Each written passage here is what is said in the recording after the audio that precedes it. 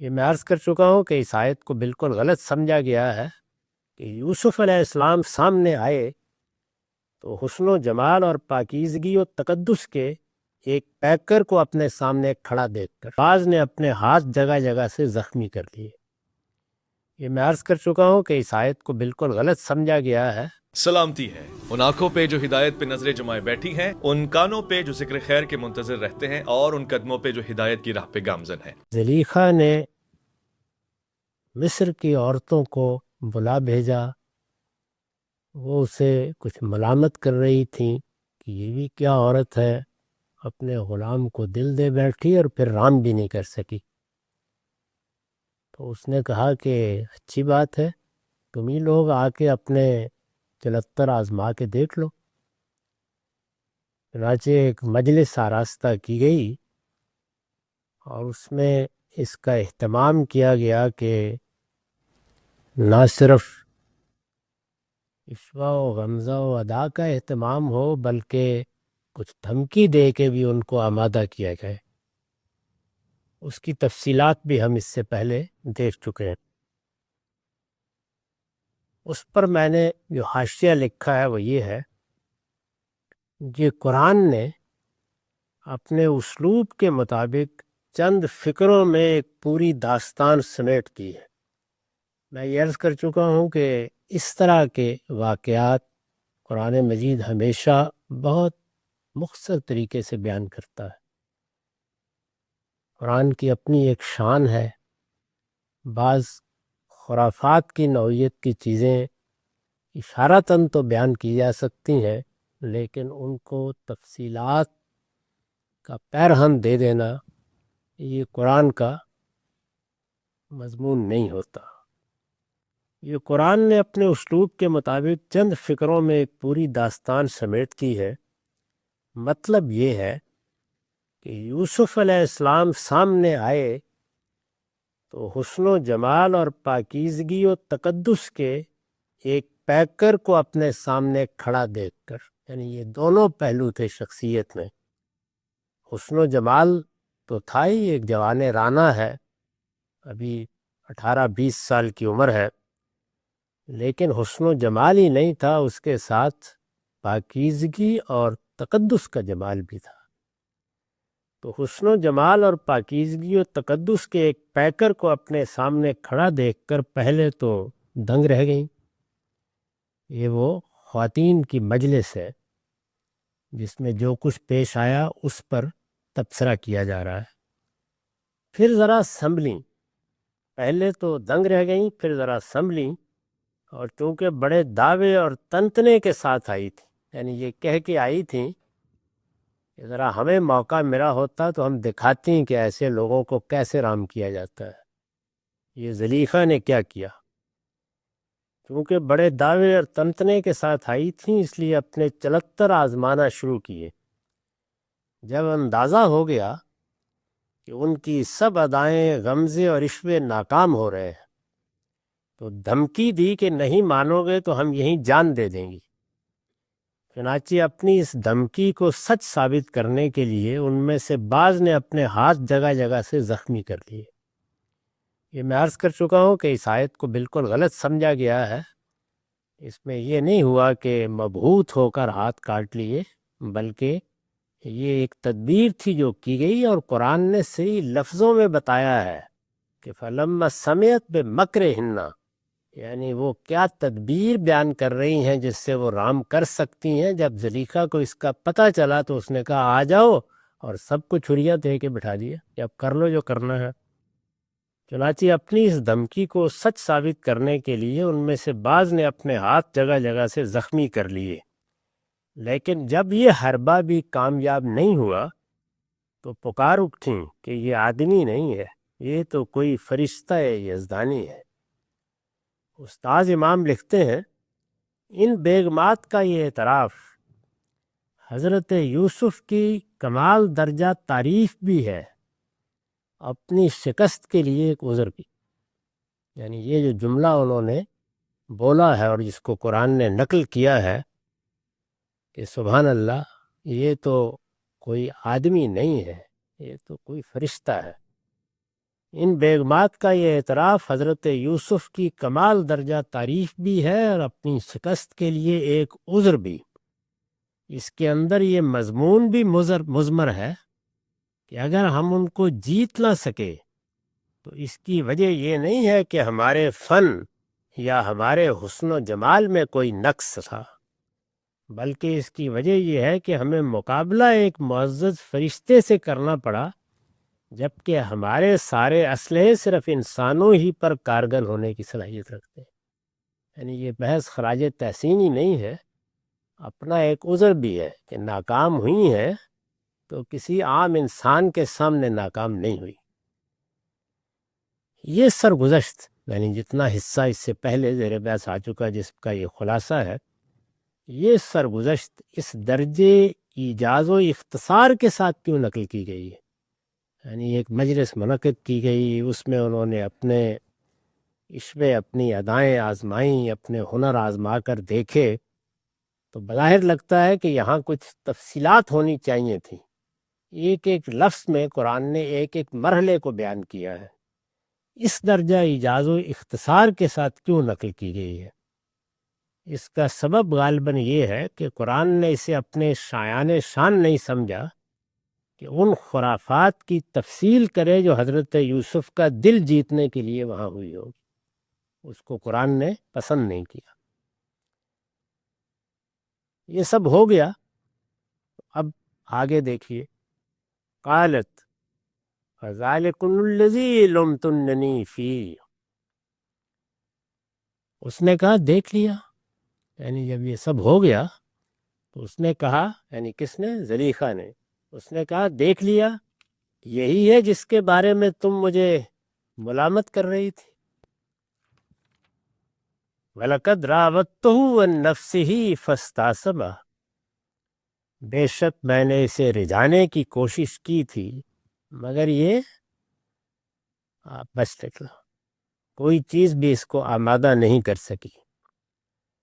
اس کے بعد اس نے کہا وَلَئِن لَّمْ يَفْعَلْ مَا أَمُرُهُ لَيُسْجَنَنَّ وَلَيَكُونَنَّ مِنَ الصَّاغِرِينَ، تاہم میں جو کرنے کے لیے اسے کہہ رہی ہوں، اس نے اگر نہیں کیا تو ضرور قید کیا جائے گا اور ضرور ذلیل ہوگا۔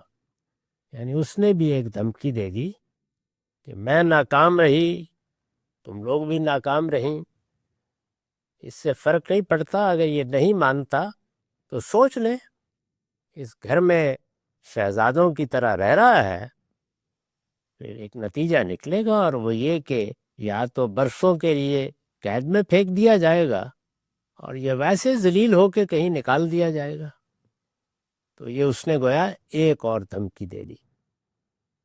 اس پر میں نے لکھا ہے یہ ایک مزید دھمکی ہے۔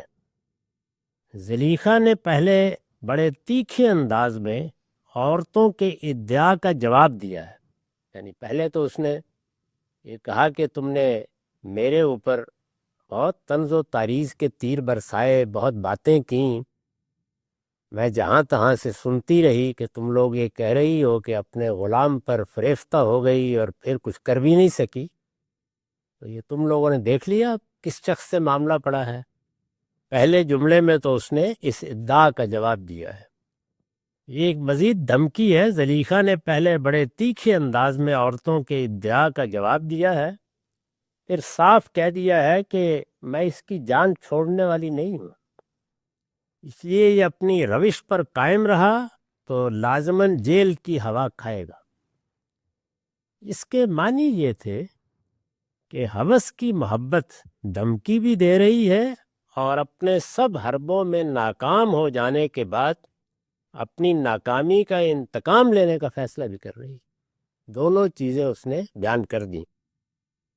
حضرت یوسف کے لیے یہ ایک نئی آزمائش تھی جس سے اب وہ دوچار ہونے والے تھے۔ زنان مصر کی اس مجلس سے اس زمانے کی مصر کی اخلاقی حالت کا بھی اندازہ کیا جا سکتا ہے کہ اس طرح کے معاملات میں وہ دور حاضر کی تہذیب سے کسی طرح کم ترقی یافتہ نہیں تھے۔ ہمارے ہاں عام طور پر لوگ جب اپنے زمانے کو دیکھتے ہیں بہت پریشان ہو جاتے ہیں۔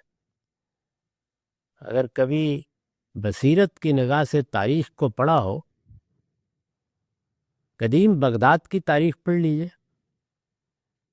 سلطنت روما کی تاریخ پڑھیے، یونان کی تاریخ پڑھیے، اس سے پہلے کی بعض تہذیبوں کو دیکھیے، تو جس طرح کے ثقافتی مظاہر، جس طرح کی جنسی بے روی، جس طرح کے ذہنی تصورات اب ہمیں بہت پریشان کر دیتے ہیں، یہ اس زمانے سے زیادہ بڑے پیمانے پر نظر آتے ہیں۔ اس لیے یہ دنیا جب سے بنی ہے ایسی ہی رہی، اس کو اس طرح قبول کر کے آدمی کو اپنے ایمان و عمل کی حفاظت کرنی چاہیے۔ یہ ایسی ہی رہے گی۔ اس کے پروردگار نے اس کو اسی کشمکش کے ساتھ پیدا کیا ہے۔ یہ شیطان اور رحمان کی کشمکش ہے، جس میں بڑی ہمت کر کے کنکر مارنے پڑتے ہیں۔ ہمارے ہاں حج میں اسی کو ایک تمثیل میں ڈھال دیا گیا ہے۔ تو یہ کشمکش کبھی ختم نہیں ہوگی۔ اس میں مجھے کیا کرنا ہے، آپ کو کیا کرنا ہے، مصلحین کو کیا کرنا ہے، اساتذہ کو کیا کرنا ہے، اسی طرح اگر کہیں مسلمانوں کی کوئی حکومت ہے تو اس کی کیا ذمہ داریاں ہیں، یہ سب اپنے اپنے دائرے میں محنت کر سکتے ہیں، لیکن دنیا جنت بن جائے یہ اللہ تعالیٰ کی اسکیم کے خلاف ہے۔ یہاں حق و باطل اور خیر و شر کی کشمکش رہے گی، اور بارہا ایسا ہوگا کہ شر بہت پھیل جائے گا، اس کو عروج حاصل ہوگا۔ ذرا اندازہ کیجئے کہ اس وقت جو ہماری بستیاں ہیں ان میں ہماری طرح کے طالب علم جا کے بیٹھ جائیں اور لوگوں کو کچھ سچائی کی طرف، حق کی طرف، اللہ کی کتاب کی طرف بلائیں، میں تجربے سے یہ عرض کر رہا ہوں کہ دسیوں لوگ بات سننے کے لیے تیار ہو جاتے ہیں، دسیوں لوگ اپنے آپ کو تبدیل کرنے کے لیے تیار ہو جاتے ہیں۔ لیکن لوط علیہ السلام کی بستی کا جو نقشہ قرآن نے کھینچا ہے اس کو پڑھیے اور دیکھیے، یعنی جب نکالنے کا فیصلہ کیا گیا تو ابراہیم علیہ السلام مجادلے کے لیے کھڑے ہو گئے، یعنی اللہ تعالیٰ کے ساتھ بحث شروع کر دی انہوں نے۔ قرآن مجید نے اس بحث پر بھی بڑی محبت سے ان کو خراج تحسینی پیش کیا ہے، اور یہ کہا ہے، قرآن کے الفاظ یہ ہے کہ ابراہیم بہت ہی دل کا درد مند تھا۔ وہ شروع ہو گئے، انہوں نے کہا کہ یہ کیسے ہو سکتا ہے، وہاں ہو سکتا ہے 50 راست باز ہوں۔ اللہ تعالیٰ نے فرمایا ابراہیم اتنے بھی نہیں ہیں، 40 ہوں، ان کا اتنے بھی نہیں، انہوں نے کہا 30 ہوں، انہوں نے کہا ابراہیم اتنے بھی نہیں ہیں، 10 ہوں، فرمایا اتنے بھی نہیں ہیں ورنہ چھوڑ دیتا۔ تو یہ صورتحال ہے اس بستی کی، اس لیے ایسی صورتحال میں گھبرانا نہیں چاہیے۔ تو یہ فرمایا کہ میں نے تو اپنی طرف سے ہر کوشش کر دیکھی ہے، اب یہی ہے کہ اسے جیل ہی جانا پڑے گا۔ اگر اس نے میری بات نہیں مانی تو یہ نتیجہ بھی دیکھ لے گا۔ جب زلیخا کی زبان سے یہ بات حضرت یوسف نے سنی تو دیکھیے کیا دعا کی، قال ربی السجن احب الی مما یدعوننی الیہ۔ اس پر یوسف نے دعا کی کہ پروردگار، قید خانہ مجھے اس چیز سے زیادہ پسند ہے جس کی جو مجھے دعوت دے رہی ہیں۔ یہ ہے ایک بندہ مومن کا رویہ، قید خانہ مجھے اس چیز سے زیادہ پسند ہے جس کی یہ مجھے دعوت دے رہی ہیں، وَإِلَّا تَصْرِفْ عَنِّي كَيْدَهُنَّ أَصُبْ إِلَيْهِنَّ وَأَكُن مِّنَ الْجَاهِلِينَ۔ اب اگر ان کے فریب کو تو نے مجھ سے دفع نہ کیا، یعنی میں نے تو اپنی ساری طاقت نچوڑ دی ہے، اب اگر ان کے فریب کو تو نے مجھ سے دفع نہ کیا تو پروردگار میں ان کی طرف مائل ہو جاؤں گا اور ان لوگوں میں شامل ہو رہوں گا جو جذبات سے مغلوب ہو جاتے ہیں۔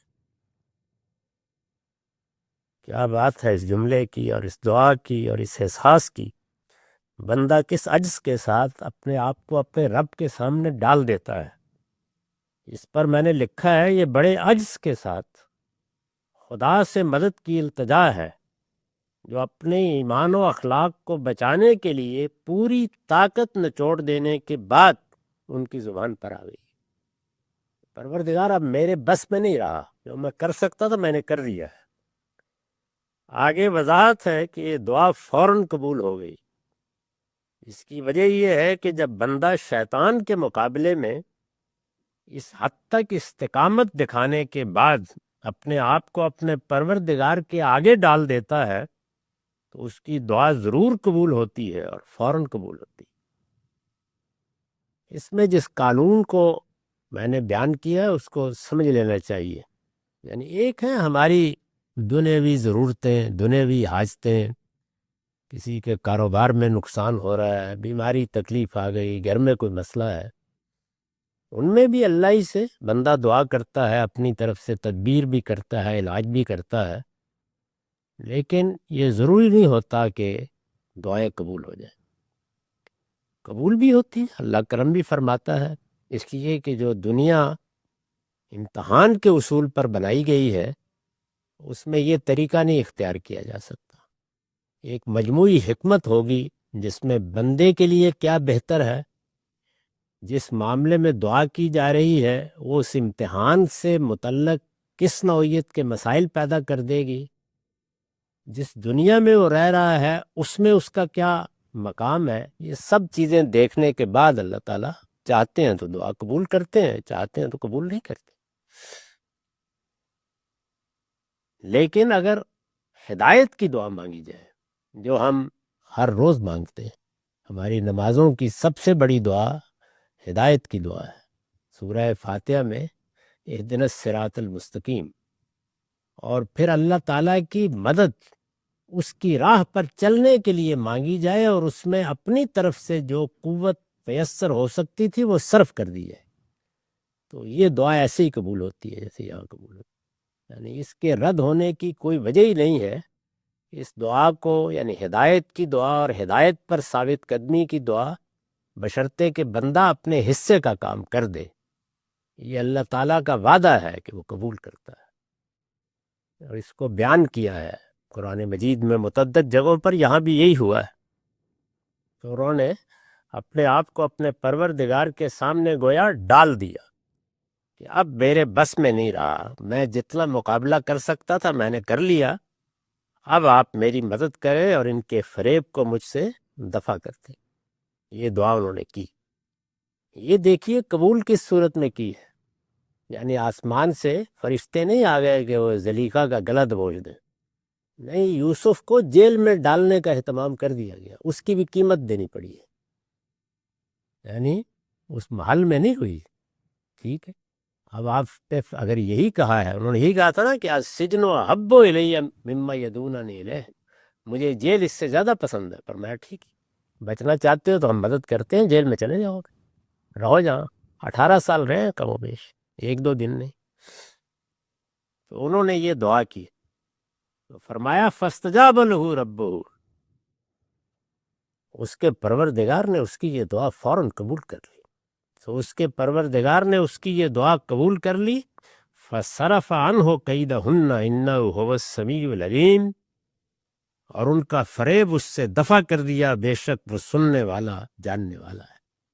تو اس موقع کے اوپر انہوں نے اپنے ہاتھ کاٹ کر گویا یہ کہا کہ اگر ہماری بات نہیں مانو گے تو جیسے خودکشی کی دھمکی دی جاتی ہے۔ سوال ہے غم صاحب کہ سیدنا یوسف علیہ السلام کے حسن کے بارے میں کہا جاتا ہے بہت غیر معمولی حسن تھا، تو ان کو جو بھیجا ہے اللہ تعالیٰ نے قوم، یا ان کا جو منصب یا مشن کی ذمہ داری ہے، اس سے کچھ اٹیچمنٹ ہے، اس کی کیا وجہ تھی ان کو غیر معمولی حسین بنانے کے حوالے سے؟